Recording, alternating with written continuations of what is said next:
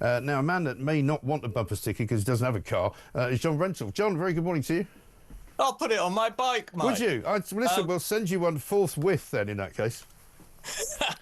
Yeah, well, I'm not sure if it'll fit, but well, somebody did ask me the other day, you know, how many of these cars that are putting these bumper stickers on are going to get vandalised as a result if they've got your face on them. But that's another story. So, it's a good thing. Well, it's a historic week, isn't it, Mike? It is a very historic week.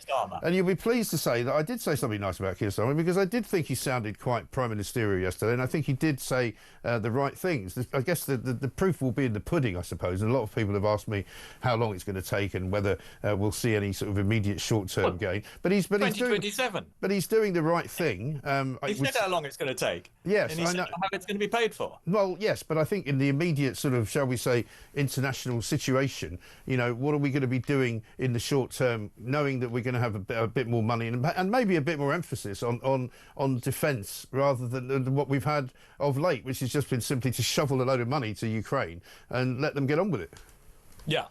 No, I mean, I think it's a historic week. I mean, I think it's a very important decision. I mean, you and I discussed this last week, actually. Yeah. I mean, I think this fetish. No, never mind. Setting a target. Fetishization. That's the word I'm looking for. Yeah. Setting a target in relation to an arbitrary percentage of GDP, I think, is a strange way to do it. But I think it is right that the Prime Minister should be increasing spending on defence, because then he can, with more credibility, urge other countries who spend less than us on defence as a share of their national income to step up to the plate. He can, but also the timing of it's not inconsiderable, is it? Because obviously he's going over to see, as I say, the boss now of the United Kingdom, Donald Trump, who seems to be not only in charge of our foreign affairs, but also in charge of our defence policy. Yeah, no, absolutely. Well, I mean, it's just it underlines how strong the relationship between the UK and the US is, really, or Europe and the US, and how dependent on the US Europe was for our collective defence. Although, contrary to what Donald Trump says, European countries had actually spent more on supporting Ukraine than the US. But Donald Trump made a perfectly fair point that Ukraine is Europe's business. I mean, I think the US ought to accept that it has a responsibility too, but I think it is right to say that Europe ought to do more.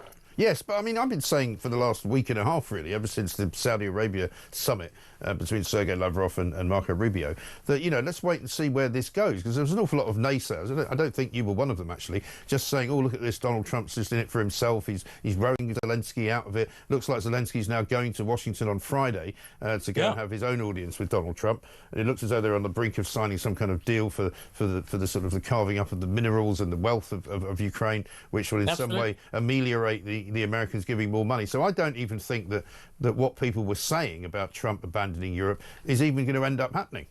No, I kind of agree with you, actually, Mike. I mean, everybody threw, on the sort of liberal left, threw up their hands in horror at this idea that Donald Trump was saying, we'll only help Ukraine if we get our hands on $500 billion worth of minerals.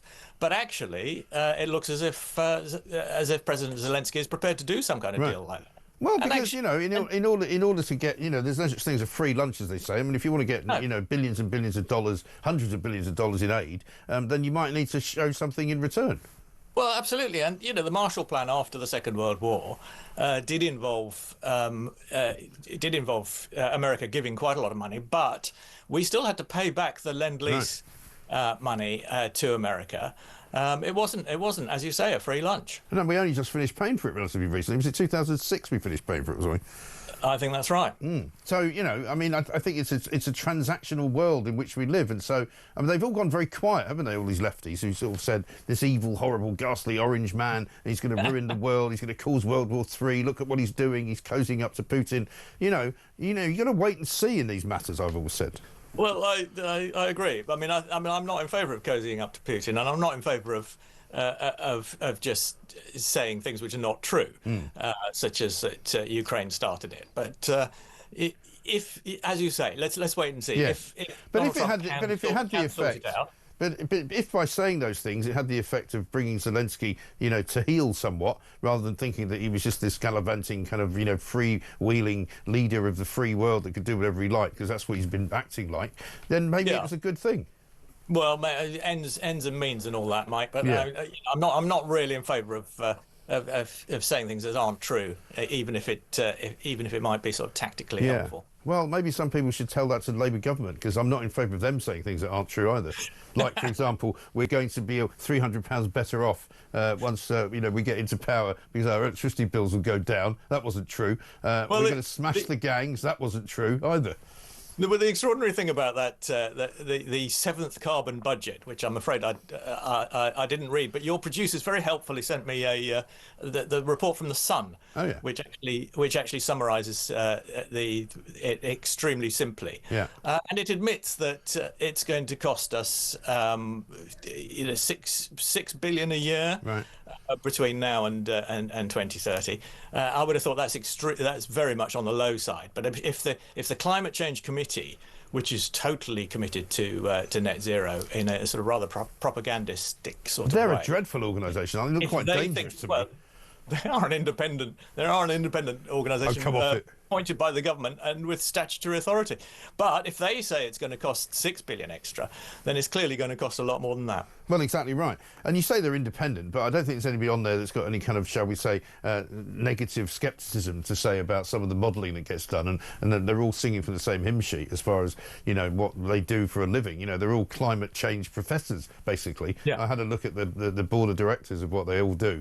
And they're all in making a good deal of money from the climate change kind of, racket. So, of course, they're going to say that we have to stop flying around in planes and we should pay more tax and we should get heat pumps installed in our houses. What else are they going to say? Because if they didn't say that, they wouldn't be doing what it said on the tin. Well, I think we should be flying less, actually. But why? Because it's not good for the environment. Well, you say that, but lots of things are not good for the environment. Coal-fired power stations aren't very good for the environment either. But, why don't you tell that to David Lammy, who spent £1 million of our pounds flying around in a private jet? I don't really need my government to tell me not to fly once a year on holiday when you've got Lammy, clocking up, millions of miles every single week. No, but the Climate Change Committee is proposing a frequent flyer tax. So well, he's more frequent. Only if you go on holiday 4 times a year. Well, David Lammy's been abroad. Well, David Lammy's been abroad about 25 times so far. Yeah, but he's doing that on government business. Okay. So he's acting for me and you. No, is he really? What, selling off the Chagos Islands? He didn't ask me if I wanted him to do that. And I didn't ask him to go to Sudan either to check out what was going on there. Maybe he should ask us if he wants to start operating on our behalf. A referendum on every plane trip taken by every minister. Well, he doesn't. There is such a thing as Zoom. We allow people to work from home. Suddenly, David Lammy sees a private. He's never seen a private jet. He doesn't want to get on. Loves it. You're agreeing with me, Mike. We should fly less. Well, I don't fly very much, but what I don't think we should be doing is charging people more tax for flying.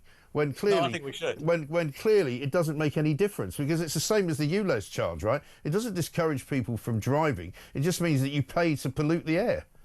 Well, in that case, but at least you raise some money, so that's a good thing. What, to pay for the Climate Change Committee? And then we all go round and round a big circle? No, I don't think it costs that much. How much do you think the Climate Change Committee costs? That's a good question. Yeah. There's an awful lot of millions. There's an awful lot of people on it. Well, no, but there's an awful lot of people on it. I'm sure if they say the 6 billion that it's going to cost us every year, probably 1 billion of that is running the Climate Change Committee. No, it's not. This is just numerical. No, it's innumeracy. And we have the same thing with the Chagos Islands. Everybody goes on about how it's going to cost £9 billion. It's 90 million pounds a year. Admittedly for 99 years. So obviously, if you roll that up, that adds up to £9 billion over a century. Yeah. That is not a very significant sum of money, to be honest. Okay. Well, you don't have to take my word for it. Why don't you listen to the Chancellor of the Exchequer to see what she has to say about it? We will crack down on Tory ministers' private jet habit. What is Rishi Sunak so scared of up there in his private jet? Meeting a voter? Well, we will properly enforce the ministerial code on the use of private planes and save millions of pounds for taxpayers in the process.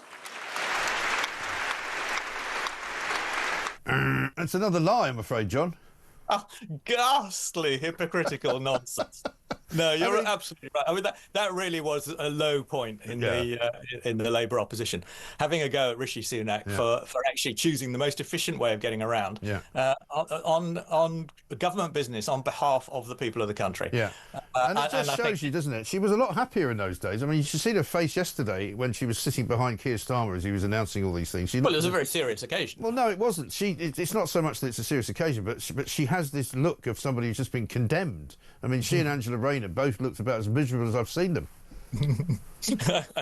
Well, no, I think they were trying to look solemn. Mike. Well, they need to try. They need to work on that because she does not look. You're right. She does not look as if she's enjoying herself. Although, actually, you know, when she turns it on, and I sit in the press gallery in the house sometimes, and you know, I quite often see her waiting to come in.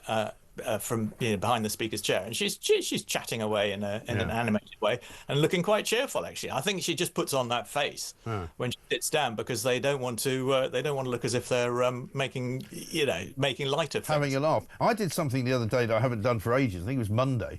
I put on the BBC Parliamentary channel and actually just had it on in the background for Home Office questions, and this was all around the day before I think they were due to announce the police and crime bill. And I see you've been writing about that this week as well. Indeed. And it sort of fell between the cracks, didn't it? It's sort of, you know, nobody's really paid much attention to it, obviously because of what's happened with regard to the defence budget. But I mean, I've similarly, like you, I've written a piece for Telegraph about it, saying, you know, is it really going to make any difference? I don't think so, because they haven't still really got the manpower, and they haven't really got the wherewithal, or the want, if you want, or the motivation to change the way the police operate.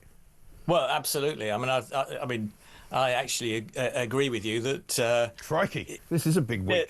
Well, again, that, you know, Yvette Cooper realises how dangerous it is for the government to have all these stories of you know, the police knocking on people's doors for, you know, to talk to them about Facebook posts. Right.